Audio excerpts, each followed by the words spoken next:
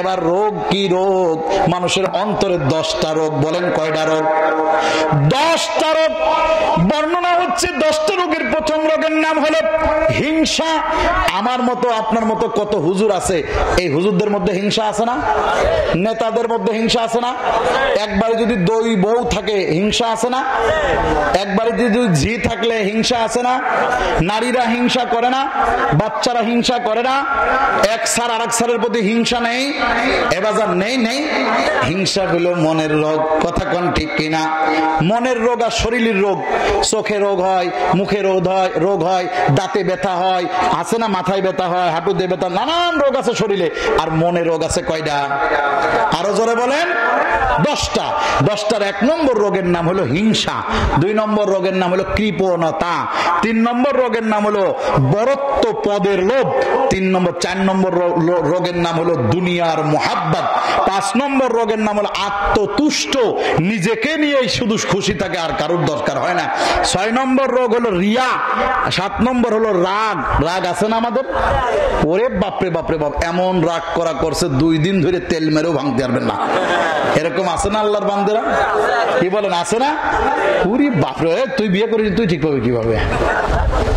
বিয়ে যে করিনি সে কেমনে থাকবি? বুঝলি কিভাবে তুই? হ্যাঁ, এত রাগের রাগ রে ভাই, এত ক্ষোভের ক্ষোভ। আবার এইটার একটা নাম দেছে। কি নাম জানেন? অভিমান। কি নাম দেছে? কই যে তুমি কেমন পুষ্যে মনে তোমার অভিমানই ভাঙতে পারলে না 1 সপ্তাহ ধরে। আছে না এরকম? আরে বাজান, তুমি অভিমান করে থাকবার সেটা এরা ভাঙিয়ে বেড়াবি। এরা মাঠে কাজ করে বেড়ায়, অফিসে কাজ করে বেড়ায়, দোকানে কাজ করে, কত কষ্ট করে রাত্রে একটু বাড়ি আসে, আর তুমি অভিমান করে অন্য ঘরে বসে রয়েছো। এইটা করে বেড়ালে কি কাম হয়? এ লোক সারা দিন কাটে, রাতে কাটে, দিনে কাটে, কাটতে কাটতে লোকের জীবন গেছে যার যাবে। এত অভিমান আসে কোন জায়গায়? রাগ, এটা হলো একটা বড় অন্তরের রোগ। বলেন কিসের রোগ? আরো যারা বলেন কিসের রোগ? অন্তরের রোগ। অন্তরের রোগ মোট 10টা। অহংকার আছে কি নাই? আরো জোরে বলেন, আছে কি নাই? অহংকার করে কি করে না? অহংকার করে না? অহংকার অন্তরের রোগ। মিথ্যা বলা অন্তরের রোগ। ফোন দিতেছে, হুজুর আপনি কোন জায়গা? বলতেছে আমি চৌরাস্তায় দাঁড়াইয়ে। বলতেছে চৌরাস্তায় কোন জায়গা? বলতেছে সদরের দোকানে চা খাচ্ছি। বলতেছে হুজুর আমি তো সদরের দোকানের মধ্য থেকেই বলতেছি। আরে ভাই আসতেছি। বলে কি বলে না? হ্যাঁ, বলে কি বলে না? বলতেছে এটা কই পাইলা? আব্বা বাড়িতে দেশে। কা বাড়িতে দেশে? মেয়েরা অনেকে এরকম মিথ্যা কথা স্বামীর কাছে বানায় কয়, স্বামীর বাড়িটা নিয়ে বানায়ে বলে। এরকম আছে না? বলে বাপের বাড়িতে দেশে। এরকম আছে না? আবার মাঝে মাঝে 2-1টা চিরকুট লিখে বলে হুজুর স্বামীর পকেটেতে টাকা চুরি করলে কি গুনাহ হয়?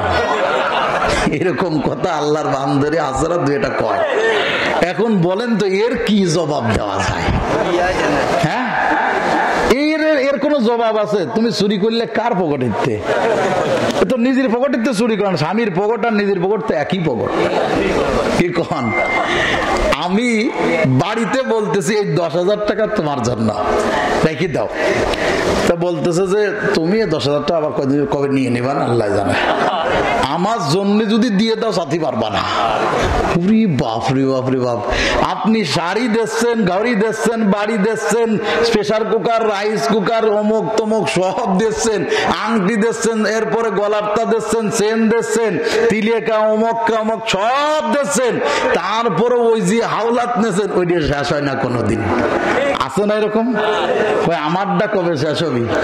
আচ্ছা সবই তো তোমার। কয় হবি না, আমার জন্যই দিতে হবি, এটা কারোর ভাগ নেই বলে। আহা, এটাও একটা ভালোবাসা, ঠিক না বেঠিক? এবার দেখেন অহংকার আছে, মিথ্যা বলা আছে, গীবত করাটা আছে কি নাই? 2 জন মহিলা এক জায়গা হলে গীবতের হাড়ি ভাঙে। 3 জন পুরুষ চায়ের দোকানে বসলে চার দোকানে ধুমো উঠে যায়, মনে হয়েছিল চায়ের চেয়ে গীবতের গরম বেশি। কথা কয় না? এ গীবতের গরম বেশি না কম? চায়ের দোকান এখন বর্তমান জাহান্নামের একটা দোকান হিসাবে নাম রাখা হয়। এক সময় চায়ের দোকানে মানুষ বসতো সারাদিনের ক্লান্তি দূর করার জন্য, একটু চায়ের কাপে চুমুক দেবে। এখন বসে দেখি পাড়ায় কি হইলো, চার দোকানে গেলেই পাওয়া যাবে না, কথা কয় না।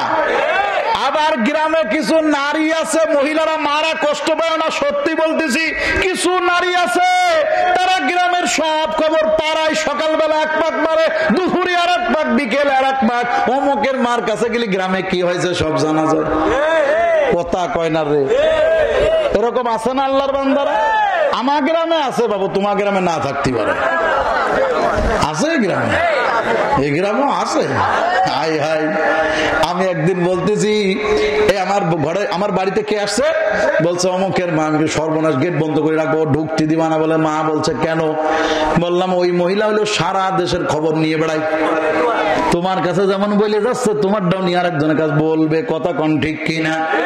এইটা হলো ওয়াইফাই কানেকশন নেটওয়ার্ক। এ কথা বলেন, আওয়াজ দেয় না কে? আওয়াজ দেয় না কে? এই ওয়াইফাই কানেকশনের সাথে আর একটা ওয়াইফাই আছে, সেই ওয়াইফাইটার নাম কি জানেন? আবু লাহাব আর আবু লাহাবের স্ত্রীরা, এরা হলো জাহান্নামে যাবে।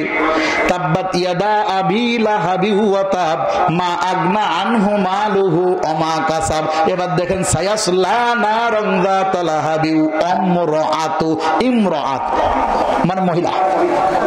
আল্লাহ তাআলা বলতেছেন ওই আবু লাহাবের মহিলা, ওর স্ত্রী, ওর সন্তান, ওর সব সম্পদ সব জাহান্নামে যাবে। কেন? ওই ইমরাতের অবস্থান ছিল খালি কান পেতে শুনি আসবি কার বাড়িতে কি হয়েছে, কিডা কি করেছে, ওর নেটওয়ার্ক, ওর কাছে সব আছে, তাও আগন্তুক টাটকা খবর, জানেন তা? এমনকি গ্রামের কিছু মাতব্বর ওর কাছে খবরটা নেয়, এই কি কি হয়েছে তুমি কদিন, তোমার কথাটা মানা যায়।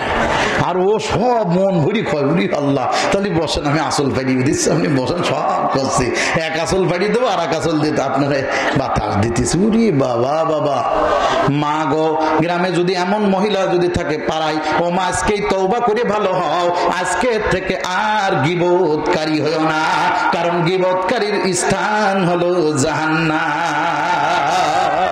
কথা বলেন ঠিক না বে ঠিক? গীবতকারী কোথায় যাবে? জাহান্নামে। কারণ এই কথা আমি বলিনি বাজান, এই কথা আল্লাহর কালাম বলতেছে, আল্লাহর পালাম বলতেছে। আল্লাহ বলতেছেন এটা হলো ফি কুলুবিহিম মারাদুন ফাযাদাহুমুল্লাহু মারাদা ওয়া লাহুম আযাবুন আলীম।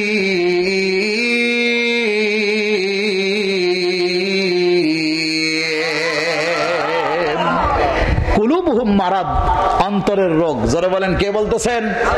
সূরা বাকারা 2 নম্বর পৃষ্ঠা খুলে দেখেন না, 2 নম্বর পৃষ্ঠা, বেশি দূর যাওয়া লাগবে না, এক পারা উঁচু করা লাগবে না। আল্লাহ বলতো এটা অন্তরের রোগ। বলেন এটা কিসের রোগ? অন্তরের রোগ।